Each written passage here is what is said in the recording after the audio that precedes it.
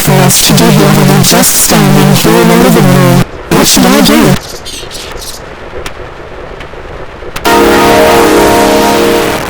Movement.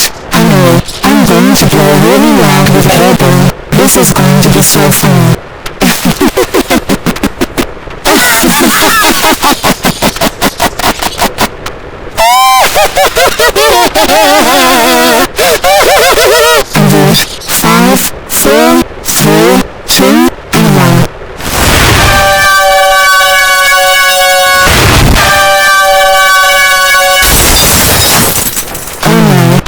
Just hear that. I just broke something. It sounds like I'm in so much trouble now. Dark Brynn, now look what you have done. You just broke my mom's beautiful vase. Because you blew your air horns really loud. Now I need to buy a new one thanks to you. I'm sorry.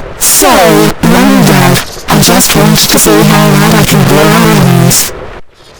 Your apologies will not work because you broke my mom's beautiful vase that costed about $200. For that, you will be grounded for the rest of the week. Go to your room right now.